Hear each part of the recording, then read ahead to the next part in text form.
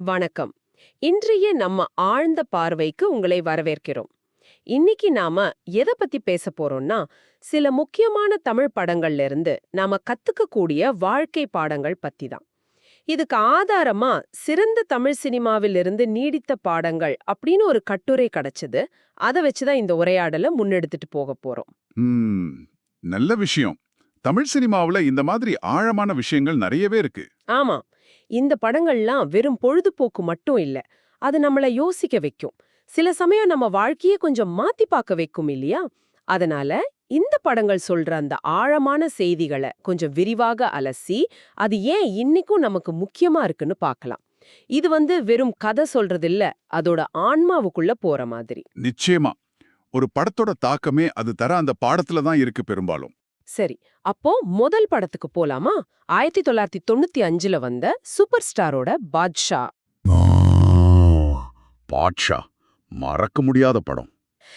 இதுல இருந்து கத்துக்க வேண்டிய பாடம்னு மேலோட்டமா சொன்னா, அமைதியா இருக்கிறவரை குறைச்சு மதிப்பிடாதீங்க அப்படின்னு சொல்லலாம். ஆனா அது மட்டும்தானா? இல்ல இல்ல, அதுக்கு மேலயும் இருக்கு. அதாவது அந்த மாணிக்கம்ங்கிற சாதாரண ஆட்டோ டிரைவர் ஏன் அந்த பாட்ஷாங்கிற தன்னோட அடையாளத்தை மறைச்சு வாழ வேண்டியிருக்கு? ஆமா, அந்த சமூக அழுத்தம், குடும்ப சூழல். கரெக்ட். அந்த இரட்டை அடையாளம் வெறும் ஒரு சினிமா டெக்னிக் மட்டும் இல்ல, அது ஒரு குறியீடு மாதிரி. ஓஹோ. நம்மள பல பேருக்கு கூட நம்மளோட உண்மையான திறமையையோ இல்ல ஆசையையோ சில சமயம் வெளிக்காட்ட முடியாத ஒரு சூழல் இருக்கும் இல்லையா? உண்மைதான். அந்த மாதிரி ஒரு அழுத்தத்தை, உள்ளுக்குள்ள இருக்கிற அந்த சக்திய பாட்ஷா படம் ரொம்ப அழகா காட்டும். தோற்றத்தை வச்சு யாரையும் எடை போடக்கூடாதுங்கிறதுக்கு இது ஒரு நல்ல உதாரணம். அருமையா சொன்னீங்க. அந்த உள் வலிமைக்கும் நாம அடுத்து பார்க்க போற படத்தோட மையக்கருவான மனித நேயத்துக்கும் கூட ஒரு தொடர்பு இருக்குமோ? எந்த படம் சொல்றீங்க?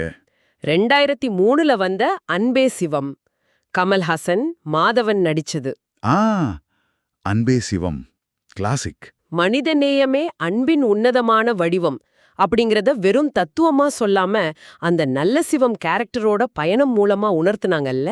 நிச்சயமா, அதோட ஆழமே அதுதான். இது வெறும் மத நம்பிக்கை, சடங்கு சம்பிரதாயம் இதுக்கெல்லாம் அப்பாற்பட்ட ஒரு ஆன்மீகத்தை சொல்லுச்சு.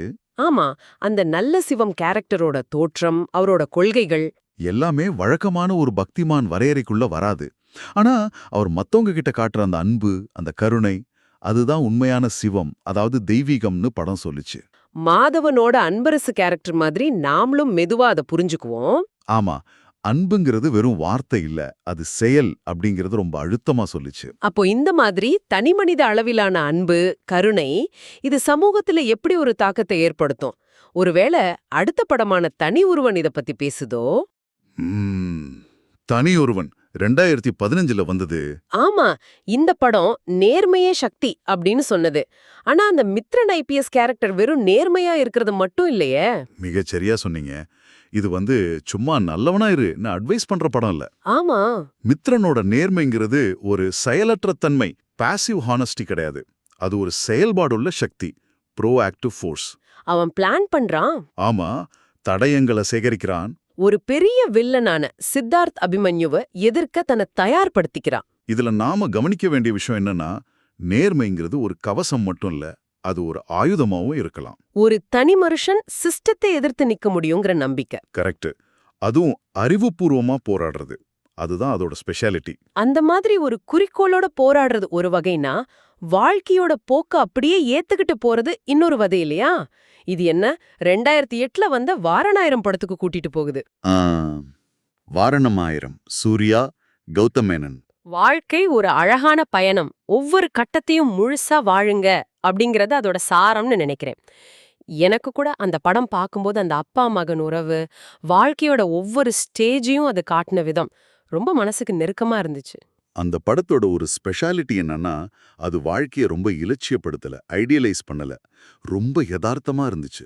ஆமா, காதல், பிரிவு, வெற்றி, தோல்வி, போதைக்கு அடிமையாறது, மீண்டு வர்றது, இழப்பு எல்லாத்தையும் காட்டினாங்க. அந்த அப்பா மகன் 2 கேரக்டர்ஸ் மூலமா ஒரு முழு மனுஷனோட வாழ்க்கை பயணத்தையே பார்த்த மாதிரி இருந்துச்சு.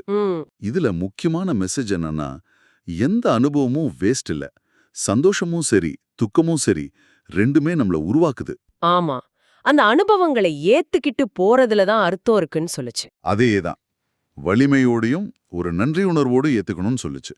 குறிப்பா அந்த அப்பா கேரக்டர் மகனுக்கு கொடுக்கிற அந்த சுதந்திரம், அதே சமயம் அந்த வழிகாட்டுதல் ரொம்ப முக்கியம். வாழ்க்கை பயணத்தை ஏத்துக்கிறது ஒரு பக்கம்னாலும் சில நேரம் அந்த பயணத்தையே மாத்த வேண்டிய சூழல் வரும், குறிப்பா சமூகத்தோட அழுத்தங்கள் காரணமா. இது என்ன நேரடியா 2019ல வந்தா அசுரன் படத்துக்கு கொண்டு போகுது. ஓ, அசுரன், தனுஷ், வெற்றிமாறன், ரொம்ப பவர்ஃபுல்லான படம். ஆமா, இந்த படம் சொன்ன பாடம் கல்வியும் கண்ணியமும் தான் உண்மையான ஆயுதங்கள் அப்படின்னு. இது வெறும் படிப்பு முக்கியம்னு மட்டும் சொல்லலையே. இல்லவே இல்ல. இதுக்கு ஒரு பெரிய சமூக பார்வை இருக்கு. ஒடுக்கப்பட்ட, சுரண்டப்படுற ஒரு சமூகத்துல நிலம், சொத்து மாதிரி மத்ததெல்லாம் பறி போகலாம். ஆனா படிப்பு ஆனா படிப்பு மட்டும் யாரும் எடுத்துக்க முடியாதுங்கிற அந்த வசனம் தான் படத்தோட உயிர் நாடி. சிவசாமி கேரக்டர் அதை உணர்ந்து பழி வாங்கறத தாண்டி அடுத்த தலைமுறைக்காவது அந்த வன்முறை வேண்டான்னு நினைக்கிறாரு. ஆமா, கல்விய வச்சுதான் அந்த சுழற்சியிலிருந்து வெளியே வர முடியும்னு ரொம்ப அழுத்தமா பதிவு செஞ்சாங்க. இது உண்மையிலேயே ஒரு அதிகாரமளித்தல் கதை. சரி, கல்வி அதிகாரம் அளிக்கும் சொல்றோம். ஆனா சில சமயம் அறிவும் திறமையும் தப்பான வழியில போனா அது என்ன ஆகும்? இது ஒரு சுவாரஸ்யமான கேள்வி இல்ல? ம், எங்க கொண்டு வரீங்கன்னு புரியுது. மங்காத்தா தானே? அதேதான். 2011ல வந்த படம், அஜித் குமார் நடிச்சது. செம்ம ஸ்டைலிஷான வேகமான ஆக்ஷன் த்ரில்லர். ஆனா அதுக்குள்ள ஒரு பாடம் இருந்துச்சு.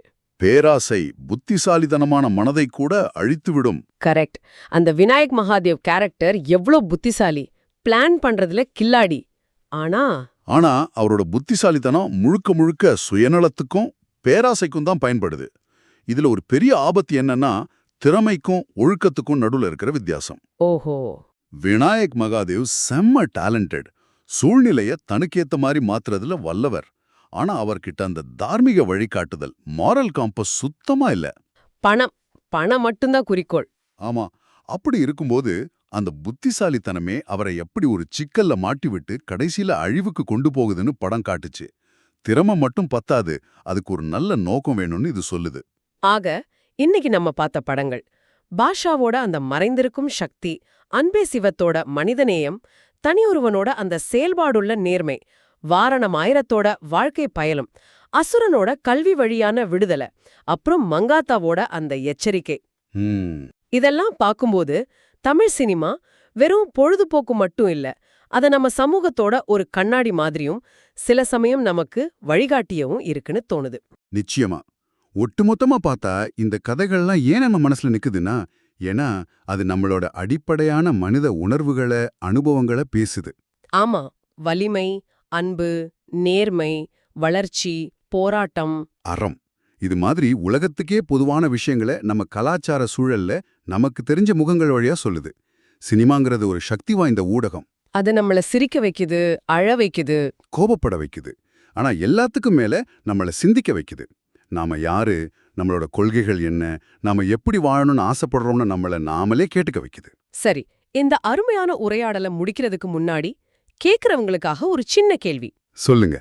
நான் இன்னைக்கு பேசின இந்த படங்கள்ல ஏதாவது ஒண்ணு, இல்ல வேற ஏதாவது ஒரு தமிழ் படம் உங்கள தனிப்பட்ட முறையில ரொம்ப பாதிச்சு, உங்களோட பார்வையில ஒரு மாற்றத்தை கொண்டு வந்திருக்கா? அப்படி ஒரு படம் இருந்தா அது என்ன படம்? அதுலேருந்து நீங்க கத்துக்கிட்ட பாடம் என்ன? அது இன்னைக்கு உங்க வாழ்க்கையை எப்படி பாதிக்குது? நல்ல கேள்வி. இத பத்தி நீங்க யோசிச்சு பாருங்க. அடுத்த முறை வேறொரு தலைப்போட சந்திக்கலாம். நன்றி. நன்றி.